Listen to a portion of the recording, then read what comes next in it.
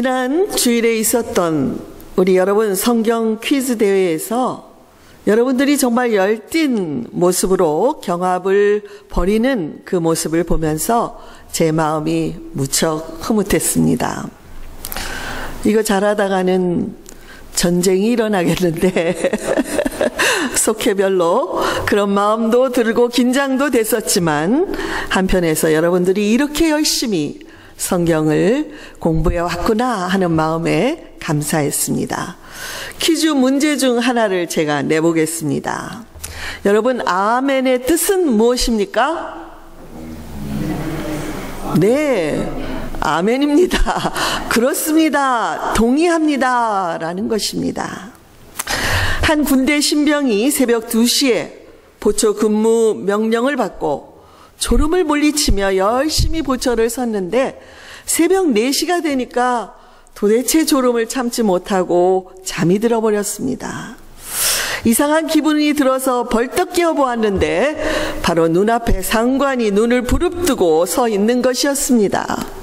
환한 얼굴에 그 상사 앞에서 이 병사는 얼떨결에 아멘 하고 소리를 쳤습니다. 마침 믿는 분이었던 그 상사는 자는 것이 아니라 기도한 것이구나 하고 그냥 지나갔다는 것입니다. 여러분, 웃자고 말씀드리는 것이 아니라 아멘의 위력을 믿으십니까? 아멘. 우리가 범사에 하나님을 아멘으로 인정한다면 어떤 환경 속에서도 아멘의 위력을 경험하게 될 줄로 믿습니다. 할렐루야. 할렐루야는 하나님을 찬양하십시다. 하나님을 찬양 드리십시다. 할렐루야. 지난 주중에 한 신문에서 발표한 기독교 인구 증가세에 관한 기사를 혹시 보셨는지요?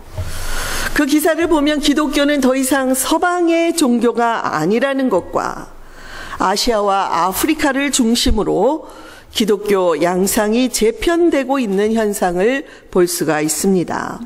월드 아웃리치 인터내셔널은 글로벌 기독교 연구소 보고를 인용해서 기독교 성장이 가장 빠른 세계 20개 국가를 발표했습니다. 전혀 예상과는 달리 힌두교 나라로 알려진 네팔이 연 성장률 10.93%로 1위를 차지했고 2위로는 10.86%의 중국이 차지를 했습니다. 이 보고서에는 현재 이런 성장률이라면 중국은 2030년경에는 세계에서 기독교 인구가 가장 많은 국가가 될 것이라고 보고를 했습니다. 대륙별로 보면 아시아에서 7개국, 중동에서 5개국, 아프리카에서 5개국이 뽑혀 있고, 이 미국을 포함한 북미 대륙, 유럽, 그리고 남미 전체에서는 한 국가도 포함되지가 않았습니다. 이 보고서는 중국과 몽골과 중동 같이 종교적인 박해나 환경적인 제한이 있을 때에 기독교는 오히려 더 성장하는 경향을 보여왔다고 설명을 하고 있습니다. 저는 이 뜻밖의 보고서의 결과를 보며 많이 놀랐습니다. 그동안 얼마나 많은 선교사들이 중국과 몽골 그리고 이슬람 지역을 오가며 선교해 오고 있습니까? 그로 인해 많은 생명도 잃었고 여전히 대부분의 선교사들이 고생을 하고 있습니다.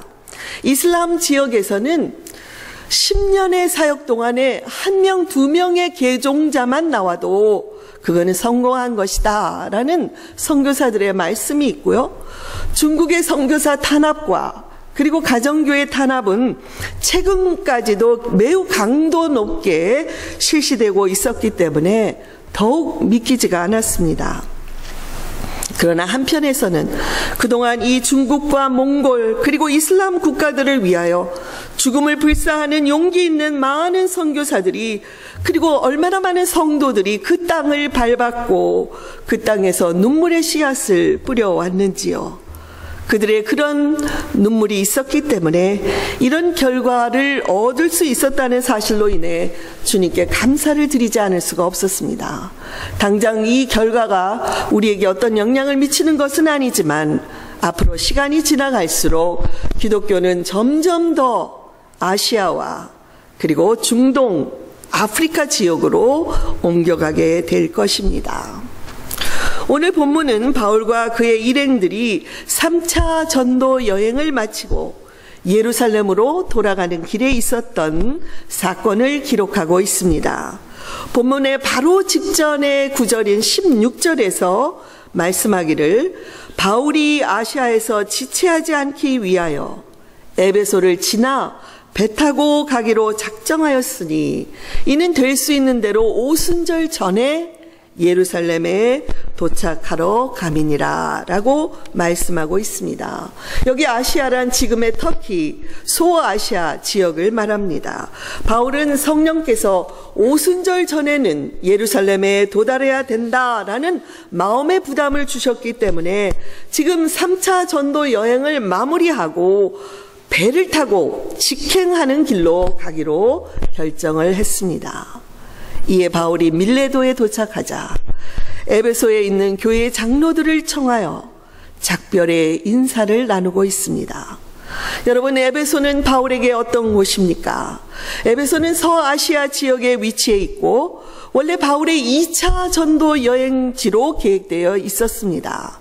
그러나 그 에베소로 가는 길이 계속 막히고 성령께서 어느 날 환상을 통해 바울의 그 환상 중에 마게도냐의 사람이 나타나서 와서 우리를 도와달라 하는 그 환상을 보고 바울은 마게도냐 지역 빌립보를 향해서 갑니다.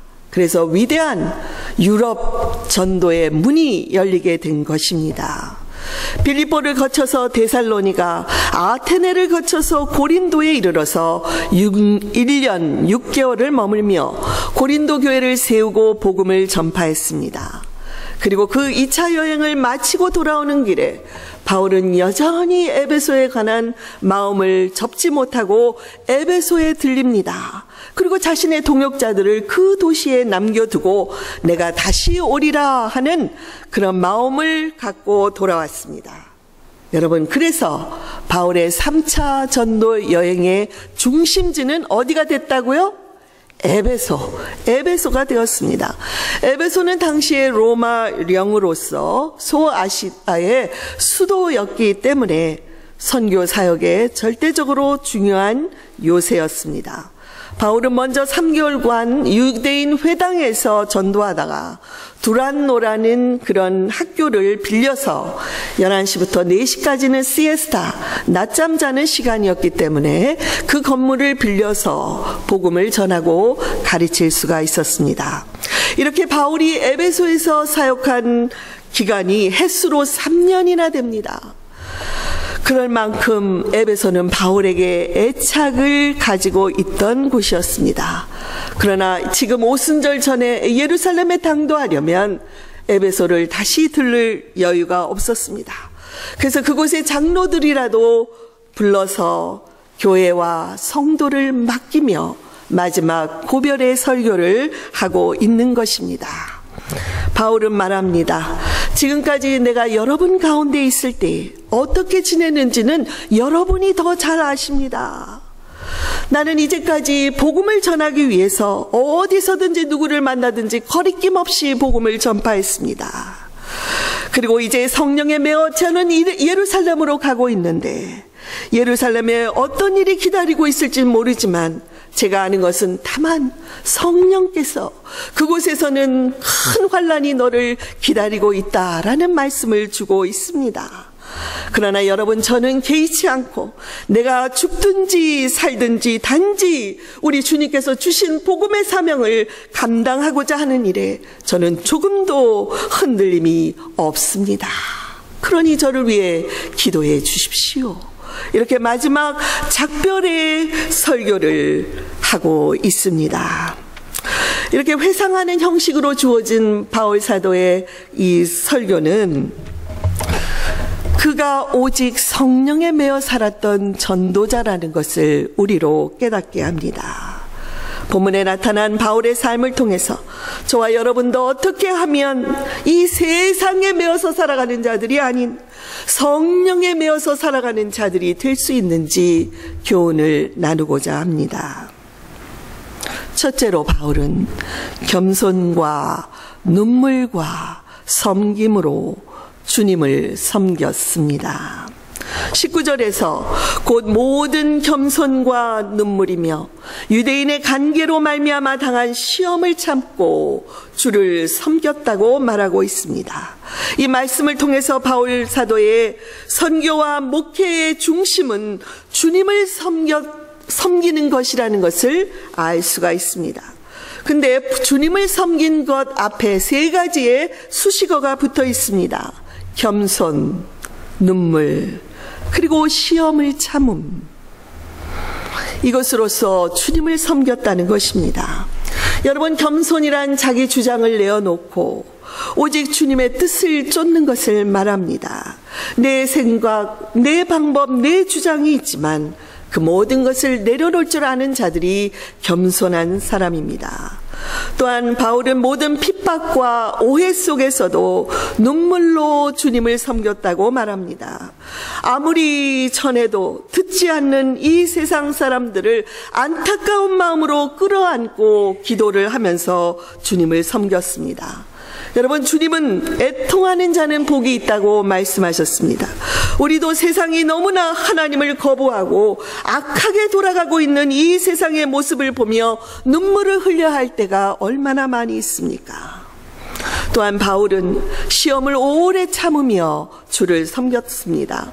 바울은 누구보다도 자신의 동족인 유대인들을 향해서 복음을 전하기 원했지만 그들은 오히려 바울을 죽이고 음모하고 돌로 치고 고성하는 데 앞장을 섰습니다. 그래서 바울은 겸손과 눈물과 인내심을 갖고 주를 섬겼던 것입니다. 여러분, 바울 사도가 왜 이렇게 눈물로 겸손으로 인내로 섬기는 자가 되었습니까? 그것은 사랑하는 그의 주님께서 이 세상을 섬기기 위해 오셨기 때문이었습니다. 마가복음 10장 45절에서 예수께서 말씀하시기를 인자에 온 것은 섬김을 받으려 함이 아니라 도리어 섬기려 하고 자기의 목숨을 많은 사람의 대속물로 주려 함이라고 말씀하셨습니다. 주님은 죄인들을 구원하시고 그들을 섬기기 위해서 오신 것입니다. 주님의 섬김의 모습은 성경에서 다양하게 나타납니다. 병든 자를 고쳐주시기도 하고 귀신 들린 자를 낫게도 해주시고 소외되고 약한 사람들, 세리와 죄인들의 친구가 되어주시고 결국에는 십자가에서 자기 목숨까지도 내어주셨습니다. 그러므로 바울의 고백처럼 예수님의 제자된 우리들도 섬기는 자가 되기를 바랍니다. 오늘 우리의 섬김은 어떤 모습으로 나타나고 있습니까?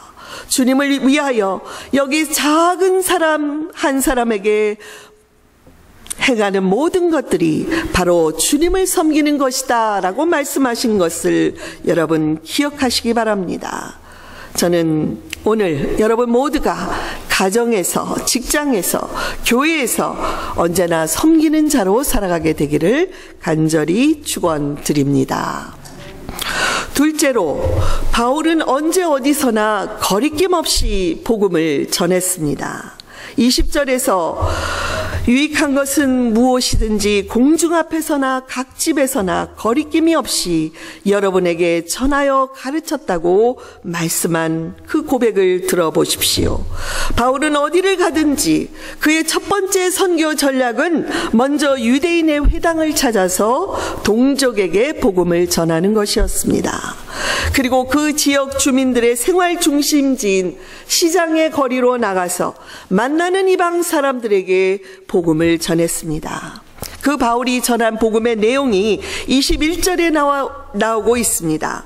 유대인과 헬라인들에게 하나님께 대한 회개와 우리 주 예수 그리스도께 대한 믿음을 증언한 것입니다.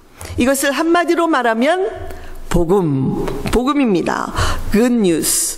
굿뉴스는 하나님께 대한 회개, 그리고 그리스도께 대한 믿음을 말합니다.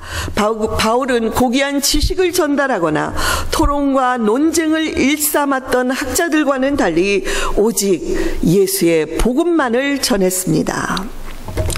예수님은 이 세상에 죄인들을 구원하러 오셨기 때문에 복음 전도가 첫 번째 사명이었습니다. 복음을 위해서 병을 고치시고 말씀도 가르치시고 많은 이적과 기적을 행하신 것입니다. 그리고 승천하기 직전에 제자들을 모아놓고 말씀하셨습니다. 그러므로 너희는 가서 모든 족속으로 제자를 삼아 아버지와 아들과 성령의 이름으로 세례를 주고 내가 너희에게 분부한 모든 것을 가르쳐 지키게 하라.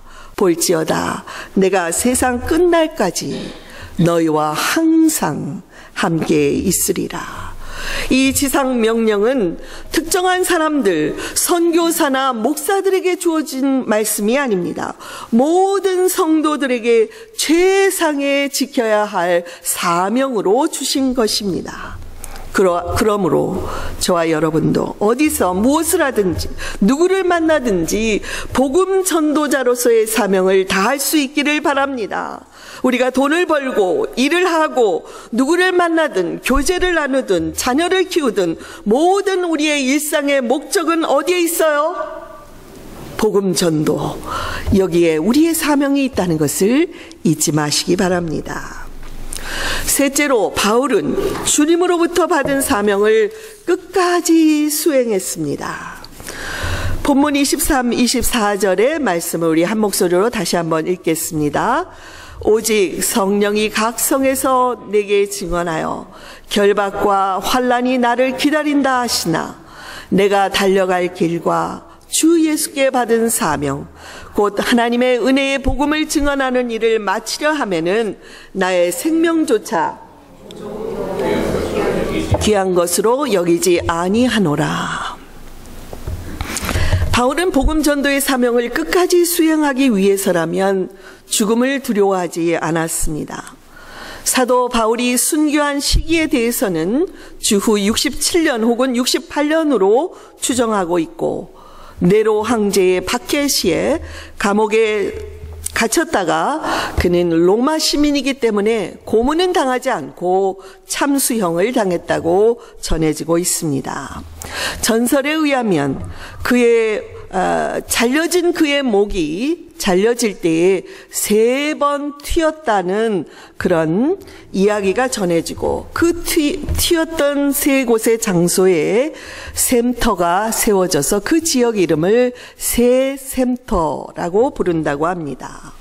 로마의 주교였던 클레멘트 주교는 바울의 마지막 순간을 이렇게 적고 있습니다. 마침내 바울은 승리의 면류관을 썼다. 그는 전 세계를 다니며 하나님의 말씀을 가르쳤고 권력자 앞에서 참 신앙을 보여주었으며 그 후 이 세상에서 해방되어 하늘나라로 올려갔다.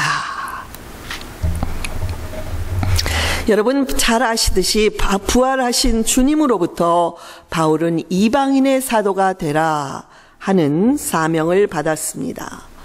그러므로 저와 여러분같이 이방인 그리스도인들은 누구나 바울 사도에게 복음의 빚을 지고 있는 자들입니다. 바울은 수많은 죽음의 위기를 넘나들며 소아시아, 지금의 터키와 마게도니아, 그리고 그리스 지역 고린도를 거쳐서 로마에까지 복음을 전했습니다. 그 후 유럽의 복음은 미 대륙으로 넘어왔고 유럽과 미국의 선교사들은 아시아와 아프리카에 복음을 전함으로 세계 복음화의 기초를 다져 놓았습니다.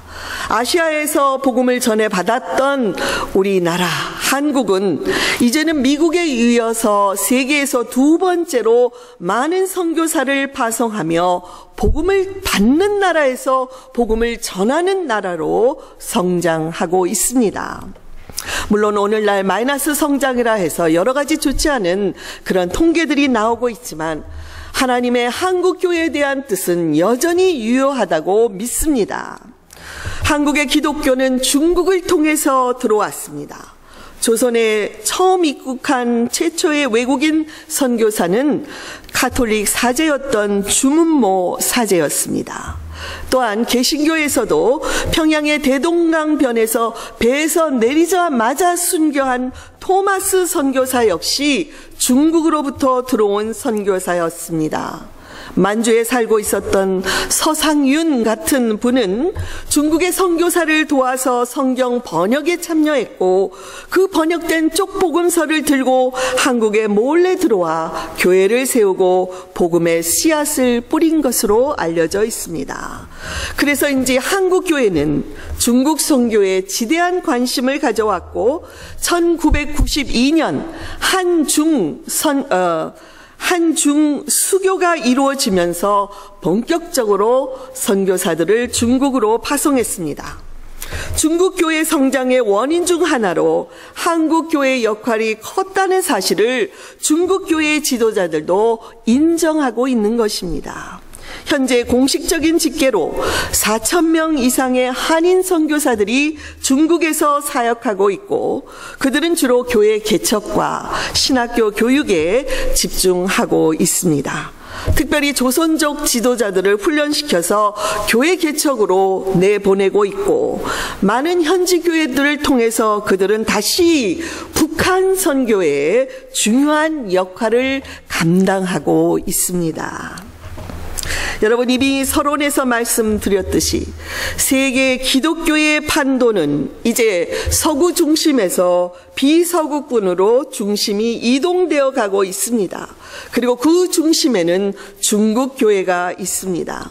오늘날의 중국 교회들은 1920년대에 중국 교회가 가지고 있었던 비전, Back to Jerusalem 운동을 다시 새롭게 부활시키며 세계 선교의 비전을 제시하고 있습니다.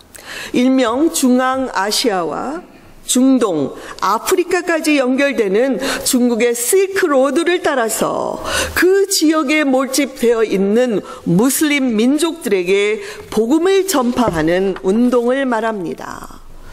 서론 보고서에서도 강조했듯이 중국 교회가 성장하게 된 원인은 서방의 선교사들이 다 중국 정부의 탄압으로 추방된 후에 그들의 사역을 이어받은 중국 현지인 지도자들이 죽음을 불사하며 복음 전파의 사명을 감당했기 때문에 가능할 수 있었습니다. 중국의 지하교회의 영적인 아버지로 알려진 왕명도 목사라는 분이 있습니다. 그가 공산당에 체포되어 모진 고문을 당하다가 그는 결국에는 예수님을 부인하고 석방되었습니다. 그러나 매일같이 양심의 가책을 받고 괴로운 나날을 보내던 중에 북경의 정부 청사 앞에 가서 나는 예수님을 배신한 죄인입니다. 내가 죄인입니다. 라는 소리를 쳤고 그 즉시 공안에게 체포되어 무려 19년 동안이나 감옥살이를 했습니다. 그가 출감하던 날 이렇게 고백했습니다. 저는 감옥에 갇혀있는 동안 하루도 나의 갈 길 다가도록 예수 인도하시니 이 찬송을 잊어본 적이 없습니다.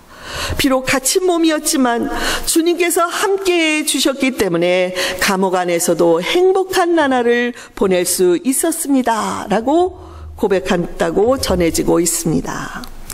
여러분, 나의 갈 길 다가도록 이 찬송 저는 좋아하는데 여러분 좋아하세요? 아멘. 이 찬송가의 작시자는 유명한 페니 크로스비 여사입니다.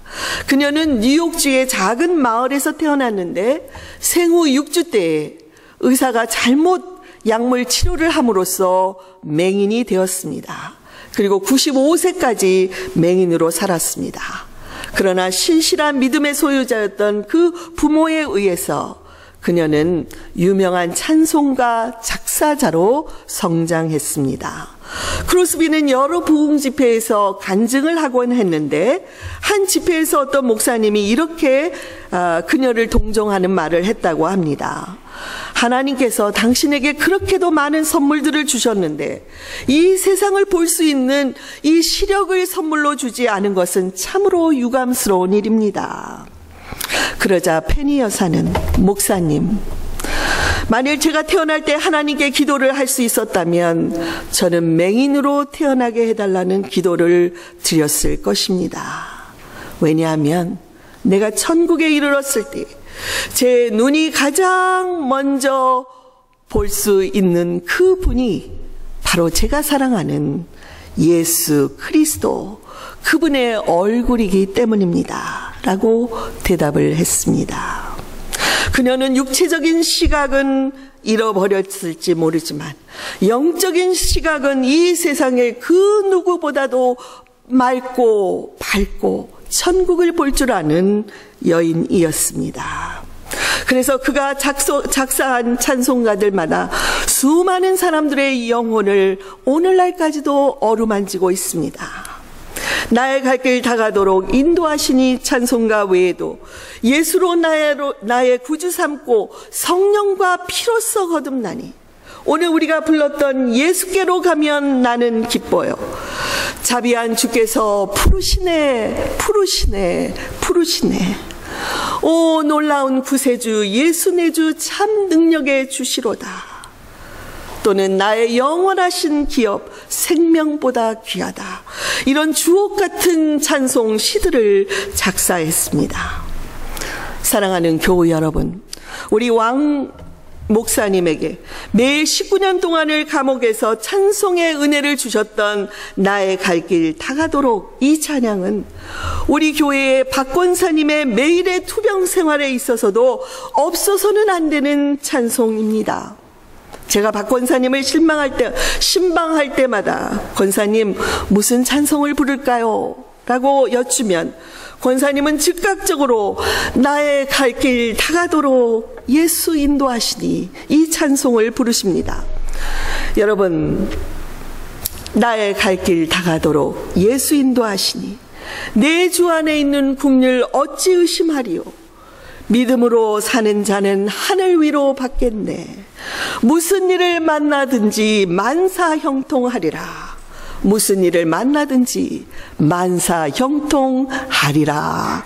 아멘.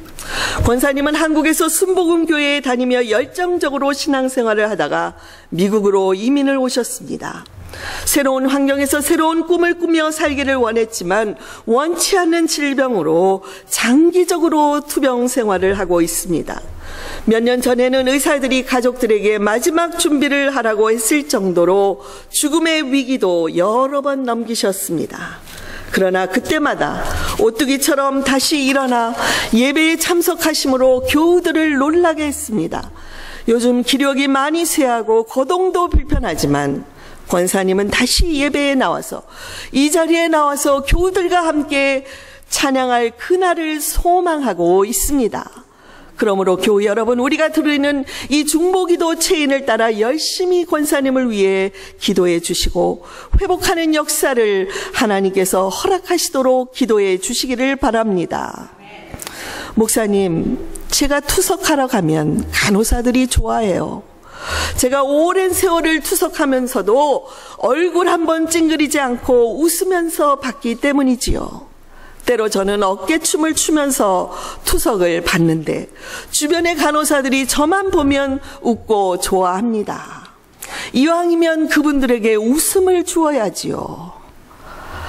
그렇게 약한 권사님이 이렇게 주변 사람들을 배려할 수 있는 것은 매일 새벽마다, 투석하는 날이면 일주일에 3번은 새벽 2시에 일어나서 가장 먼저 예수님의 조상화에 입을 맞추고 주님께 사랑을 고백하고 1시간씩 기도하는 권사님의 영성에서 나오는 것입니다.